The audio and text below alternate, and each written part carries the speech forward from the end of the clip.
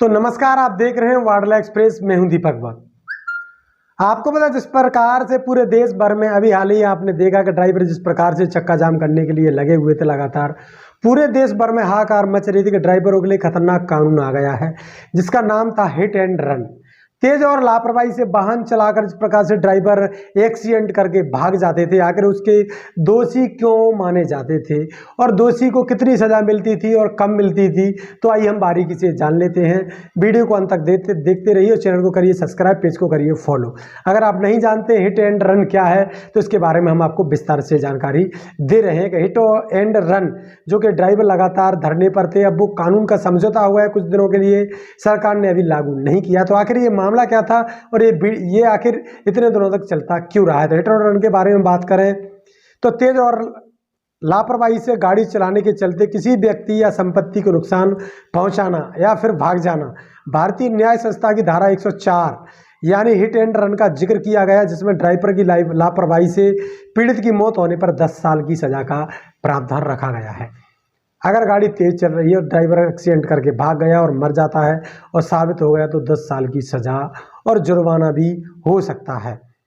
वहीं बात करें आईपीसी हिट एंड रन मामले की मृत्यु होने पर, पहले बात करें आईपीसी की जो धारा थी पहले में, तो पहले इस प्रकार का नहीं था। पहले आईपीसी हिट एंड रन के मामलों में अधिकतर 2 साल की जेल और जुर्माने का प्रावधान था। कम से कम 2 साल की जेल तो होना तय था। 2 साल की जेल और जुर्माना, तो 2 साल की जेल में तुरंत उनको जमानत मिलती थी, फिर वो केस सेशन से हाई कोर्ट में चला जाता था, लगातार फिर वो केस चलता रहता था। इसी बीच में कहीं ना कहीं लोगों के बीच में राजीनामा भी की हुई और कई ऐसे मामले आ जाते हैं जो लगातार लोग तारीख नहीं कर पाते। भारतीय न्याय संस्था की सजा बढ़ाकर इसको 10 साल और जुर्माने का भी प्रावधान कर दिया। अब इसमें ज़्यादा संशोधन नहीं किया, यही किया गया कि 10 साल तक भी हो सकता है।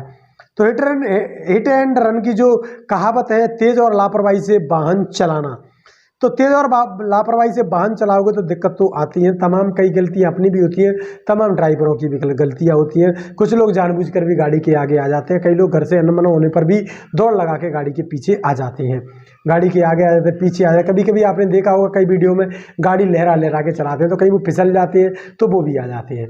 कहीं किसी प्रकार का इंडिया के अंदर बात करें तो कहीं भी ड्राइवरों का एक तरफा कहें कि ड्राइवर एक तरफा ही गलती करते हैं तो ये कतई कहना मुश्किल है।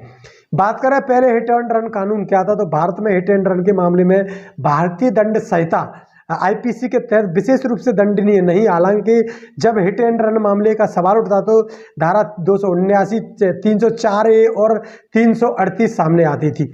धारा 379 लापरवाह ड्राइविंग की परिभाषा और सजा का प्रावधान करती है। इसमें कहा गया कि जो व्यक्ति किसी भी सार्वजनिक स्थल पर इतनी तेज से या लापरवाही से वाहन चलाता है, इसमें मानव जीवन को खतरा होता है या फिर किसी अन्य व्यक्ति को चोट या चोट लगने की आशंका हो तो उसे कारावास हो या दंडित किया जा सकता है, जिसे 6 महीने तक बढ़ाया जा सकता था या फिर जुर्माना भी लगाया जा सकता था।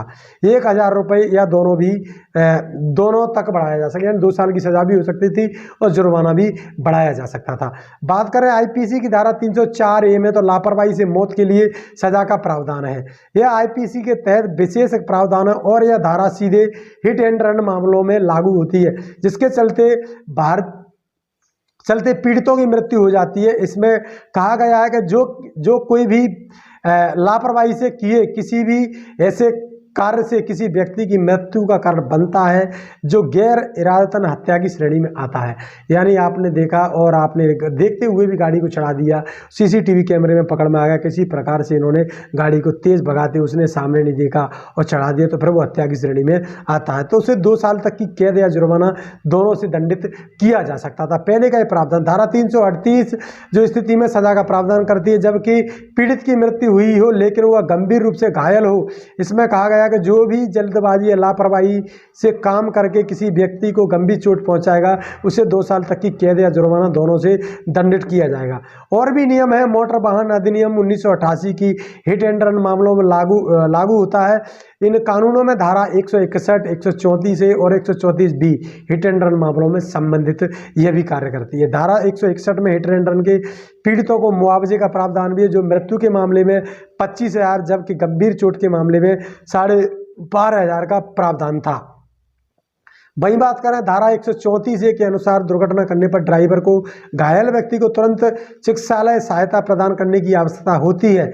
वहीं धारा 134B में जिक्र है कि चालक को उस दुर्घटना से संबंधित जानकारी यथाशीघ्र पुलिस अधिकारी को देने की आवश्यकता है, अन्यथा चालक को दंडित किया जाएगा। ये भी था कि अगर आप ड्राइवर को अगर उसको एक्सीडेंट हो गया है, गलती है आपकी, तो फिर उसको आप उठाकर और हॉस्पिटल में पहुंचाइए, और अगर हॉस्पिटल में नहीं पहुंचा पाए तो फिर आपको पुलिस को कहीं ना कहीं सूचित करना होगा कि ऐसे ऐसे एक्सीडेंट हो गया है, और नहीं करते हैं तो फिर आपको ऐसी सजाओं के जो मामले हैं उनको दंडित किया जाएगा। तो नए नियम की जरूरत क्यों पड़ गई? बात करें फिलहाल हिट एंड रन के मामलों में सबसे बड़ा मुद्दा यह है कि अपराध स्थल पर अपराधी के खिलाफ किसी भी प्रत्यक्ष सबूत का अभाव होता है। इस वजह से पुलिस अधिकारियों के लिए जांच को आगे बढ़ाना और अपराधी को ढूंढना बेहद मुश्किल होता है। यह बात सत्य है कि जहाँ पर एक्सीडेंट होता है वहाँ पर कोई नहीं होता है, और कोई होता भी है तो कोई बाहर राहगीर होता है, वो कहीं आपको मिलता नहीं है, वो निकल जाता है। इस मामले में अगर वहाँ का स्थायी निवासी भी है, वो भी इस मामले में कहीं गवाही देने के लिए तैयार नहीं होता, नहीं वो बता पाता किसकी मृत्यु हुई है, कब हुई है, कोई नहीं बता। ये मामले तहाँ के जहाँ रबा दफा हो जाते हैं। कई तो ऐसे भी बताया जाता है, कई एक्सीडेंट में जो खुद की दुश्मनी है उसको भी निकालने का प्रयास करते हैं। बात करें अपराधी को ढूंढना बहुत मुश्किल हो जाता है, इसमें से ज़्यादातर अपराधी भाग जाते हैं, तो शायद ही कभी पकड़े जाते हैं। दूसरी समस्या यह भी है कि जिन गवाहों पर जांच निर्भर करती है वे भी करने से कतराते हैं, क्योंकि वे किसी भी तरह से कानून में फंसना नहीं चाहते। यह बात सत्य है। कोई भी अगर गवाह मिल भी जाता है तो वो मना कर देता है, साहब मुझे फुर्सत नहीं है, मैंने देखा नहीं, जानते हुए भी वो मना कर देता है। आंकड़े क्या कहते हैं? आंकड़े कहते हैं, सड़क परिवहन मंत्रालय के आंकड़ों के अनुसार की बात करें तो यह चौंकाने वाली बात है कि देश में सड़क दुर्घटना के मामलों में हिट एंड रन के मामलों की लगातार बढ़ रहे हैं। 2020 की बात करें तो कुल 52,448 हिट एंड रन के मामले सामने आए एक्सीडेंट के, जिसमें 23,159 लोगों की जान चली गई। बात करें वहीं 2021 में, बात करें 2021 में, तो ये आंकड़े और भी बढ़े हैं, और इस साल ऐसी 57,415 घटनाएं हुई, जिनमें 25,338 लोगों की जान चली गई। तो इस प्रकार से मामले बढ़े हैं, कहीं भी घटे नहीं थे, इसलिए यह कानून कहीं बताया जा रहा था सरकार के द्वारा कि उनको देखते हुए भी कानून लाया गया। तो विरोध किस बात पर हो रहा है, बात करेंगे। नए नियम आने से ड्राइवरों में इस बात का डर है कि यह उनके खिलाफ बनाया जा रहा है। यदि नए नियम के अनुसार वो घायल को मदद करने में, ऐसे में उन्हें भीड़ में गुस्से का सामना करना पड़ता है, तो ऑल इंडिया मोटर ट्रांसपोर्ट के अध्यक्ष अमृतलाल मदान का दावा है कि संशोधन में पहले जिम्मेदार व्यक्तित्व को सुझाव नहीं दिए गए हैं। इसके अलावा मदान ने यह भी कहा है कि देश में एक्सीडेंट इन्वेस्टिगेशन प्रोटोकॉल का अभाव है। पुलिस वैज्ञानिक जांच के लिए बिना ही दोष पड़े वाहन पर मर देती है।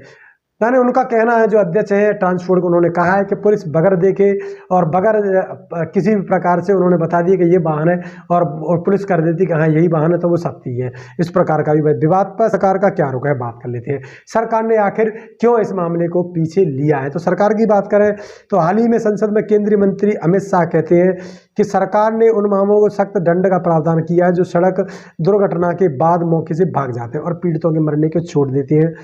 उनके साथ ही गृह मंत्री ने यह भी कहा है कि उन लोगों के लिए कुछ उदारता दिखाई जाएगी जो खुद से पुलिस को सूचित करेंगे और घायलों को अस्पताल ले जाएंगे। हालांकि भारतीय दंड संहिता ऐसा कोई प्रावधान नहीं है।